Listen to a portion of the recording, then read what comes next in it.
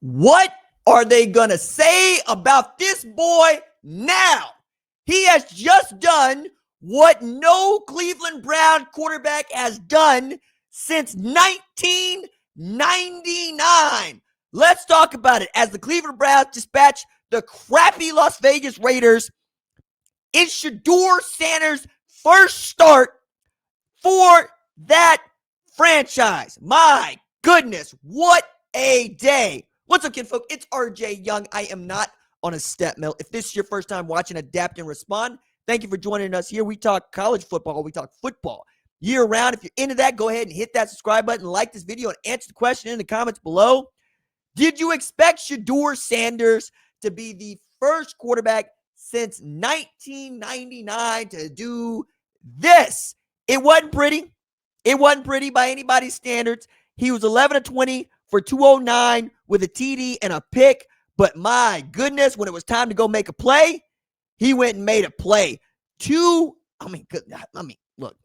you complete passes to Dylan Sampson, you complete passes to Isaiah Bond, but it's really that one to Isaiah Bond when he's rolling to his right, and it looks like he's about to get trounced on, that the man throws it deep, and Isaiah Bond makes the catch right in front of the goal line. And that really felt like something that they just were not going to be able to do at Cleveland with him at quarterback or with anybody at quarterback. This team had been so bad for so long. We had forgotten what it looked like for anybody to have any faith in this team, man. Like, I get it. You're at Allegiant, and Allegiant ain't exactly been the place where other teams go to die. Like, I think Vegas is 1-5 there now. But again, it's what it means for Shedeur, who's been going through it from the jump. Remember, Shedeur is not just a fifth-round pick. Andrew Berry traded up to go get him in the fifth round after drafting Dillon Gabriel in the third round. Having Joe Flacco as your starting quarterback, Kenny Pickett was on there. Snoop Huntley was there. Bailey Zappe's there. They go through Flacco. They go through Gabriel. And now they get to Shedeur, and he finally gets a start in game number 11 of a 17-game season, and now he is all up against it. Everybody knows his name. Everybody's talking about him. His daddy's college football team is bad. They're playing bad. They miss him. I think the kind of player that he is reflected in how bad Colorado is this year compared to last year. People believe that he was overrated last year, that he wasn't a great quarterback. The man's real only flaw is he holds the ball. That's it, right? It contributes to the number of sacks that he might take. And it wasn't as if they weren't coming after him in this game. I mean, it was not good, right? We talk about people getting after him. But the QB rating is high. It's 87.3. He got a little bit of help in the run game, but not enough. Dylan Sampson coming through for 2 catches, 59 yards. There's that fumble lost by Jerry Jeudy, which I just did not expect to happen. And then you're getting guys like Carson Schlesinger to show up for you. 11 tackles in this game. We know Tyson Campbell, when he's in there, he be making it happen. Myles Garrett doing everything he can for Lil Cuz. 3 sacks, 4 tackles for loss, but doing what Myles Garrett does. All leading to Shedeur Sanders becoming the first Browns quarterback to win his week 1, his opening start. They were 0-17 for quarterbacks making their first start at Cleveland and getting a win. I mean, it is one of the wildest statistics this side of 42 starting quarterbacks for the Cleveland Browns since 1999.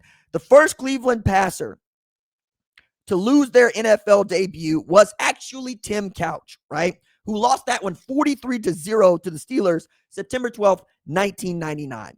Dillon Gabriel lost his first start as the Minnesota Vikings went ahead and beat them 21-17 October 5th. And the list of guys that are on this list that precede Shedeur Sanders, who have not gone and got wins, is worth me reading out loud, so I'm gonna. Tim Couch in 1999. Spurgon Wynn, 2000. Luke McCown, 2004. Charlie Fry, 2005. Derek Anderson, 2006. Brady Quinn, 2008. Colt McCoy, 2010. Brandon Whedon, 2012. Thad Lewis, 2012. Johnny Manziel, 2014. Connor Shaw, 2014. Cody Kessler, 2016. Deshaun Kaiser, 2017. Kevin Hogan, 2017. Baker Mayfield, 2018. Dorian Thompson-Robinson, 2023. And Dillon Gabriel in 2025. and you look at the guys that got starts, everybody from Ty Detmer to Doug Peterson, who's won a Super Bowl in this league as a head coach, Kelly Holcomb, Jeff Garcia, Trent Dilfer, I mean, Ken Dorsey, Bruce Grekowski, Jake Delhomme, Seneca Wallace. I mean, it feels like everybody's come through there. Jason Campbell. My God. Austin Davis. Tyrod Taylor. I forgot about that dude doing Nick Mullins, Case Keenum, Kobe Brissett, Deshaun Watson, PJ Walker, Jameis Winston, Bailey Zappi. The list is distinguished. But at the end of the day, it is 24-10. Shedeur Sanders leads Cleveland to a third win and 11 opportunities. I realize that if you're a Browns fan, this is where you have been for a long time.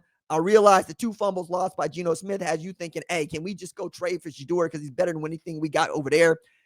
Max Crosby continued to play his behind off. He hit Shedeur Sanders 3 times, 8 tackles, 5 tackles for loss. Who's actually getting it in?